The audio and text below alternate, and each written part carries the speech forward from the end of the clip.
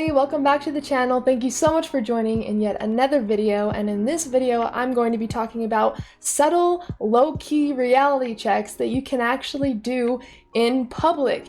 As you probably know, we don't just want to do reality checks when we're home, because then when we are in the dream, we will only check if we're dreaming if we're in our house, because we've created the habit.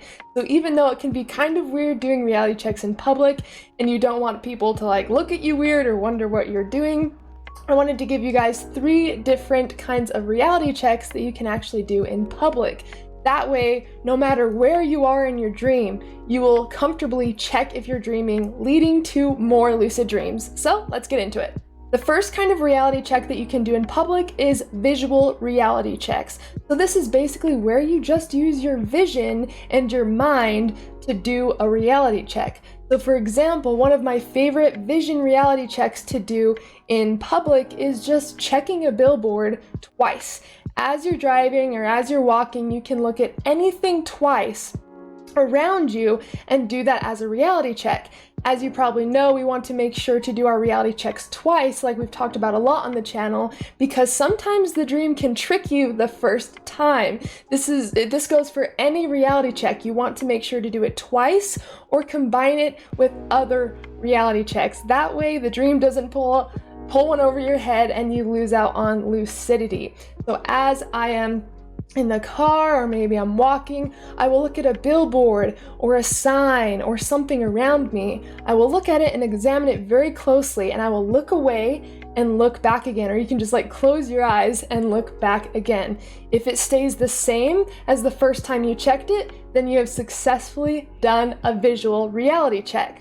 You can also do this with your phone as well. Checking time is a really good reality check, because in the dream, a lot of the time text and numbers are jumbled. And if we create a reality check around text or numbers and make sure to check twice, then we'll build up the conscious awareness around that enough to realize when it's all jumbled or something in the dream, if that makes sense. Basically, we do reality checks during the day to build a habit of awareness, because habits that we have in the waking state transfer to dreaming habits. This means if you are on autopilot most of the day and you don't remember half of the day, you're probably going to have dreams similar to that. So if we want to be more conscious in our dreams, we need to start being more conscious in our waking life.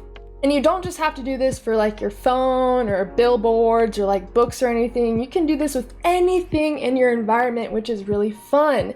As you're walking around in public, just look around your environment. Imagine if you were dreaming. How would you prove to yourself that you were dreaming if you were in public, but you weren't sure if you were dreaming or not? What would you do, or what questions would you ask yourself in your mind to determine if you were dreaming or not?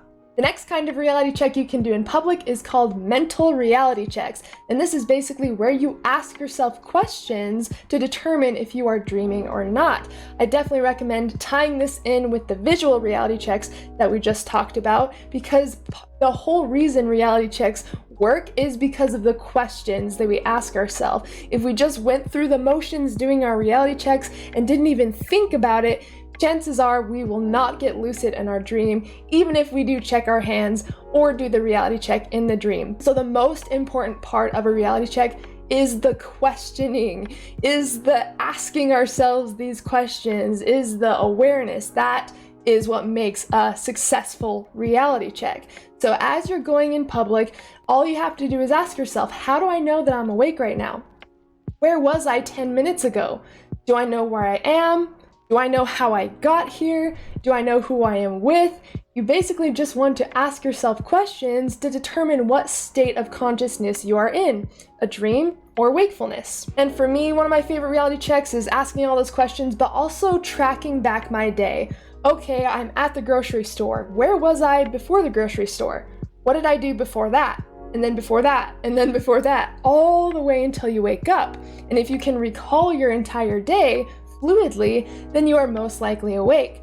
But if you have no idea how you got where you are, and the last thing you remember was brushing your teeth and going to bed, then you are most likely dreaming. The last kind of reality check that you can do in public are subtle physical reality checks. So they are still physical reality checks, but more subtle. So for example, counting your fingers, you can do this in public and it will just look like you're checking something or you're trying to add something up. I still do that in public because I don't really care. I even do some of my other reality checks in public because if I want to create more lucid dreams, I need to knock out the fear of what people think. Because say you were in a dream and you did a couple mental reality checks or visual reality checks, but the dream tricked you.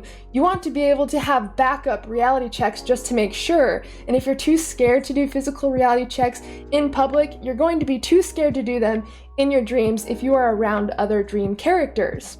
But for those of you who are not comfortable just like doing all of these reality checks in public, some you can do are subtle counting like we talked about, and the finger palm push. As you guys know, it's literally where you try to push your finger through your palm to determine if you are dreaming or not. If it is solid, then you are most likely awake. But if it goes through your hand, then that should probably tell you that you are for sure dreaming unless you have a hole in your hand in waking life.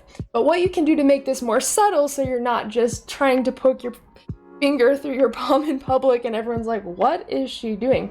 You can actually just gently push on your palm with your thumb as you're walking around. That's kind of what I do in public, and it just kind of looks like I'm, twiddling my thumbs, just like not really doing anything. So you can make it super, super subtle as you're walking around. That way no one really knows that you're like trying to see if you're awake or dreaming or whatever. But I've just kind of learned to not really care. But at first I did just do really subtle physical reality checks, or just the mental and visual reality checks that we just talked about.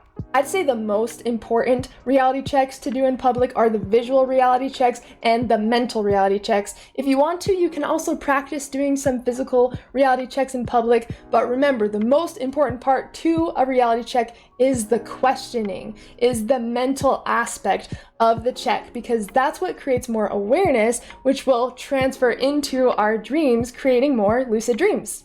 Alright guys, I hope that helped you. I did get a few questions about that, so I wanted to address it for this video because these are also questions that I did have before when I was just practicing lucid dreaming, so I hope that these help you. And if you guys haven't checked out memberships on the channel, make sure to check out the join button right next to subscribe to see all the benefits and perks that you'll get for being a member. And if you're wanting to learn how to lucid dream or induce out-of-body experiences in 30 days or less, make sure to check out the links in the descriptions because I do offer one-on-one mentorships and video courses. And really quick guys, I just wanted to give a quick shout out to my wealth coach. Her name is Victoria Welsh and she goes by the Fierce Feminine. Make sure to check her out. I'm going to leave her YouTube channel in the description and the comments, and also her Facebook pages. She has so much value and she has just been blowing my mind recently, and I definitely think she is so worth checking out, so make sure to check her out.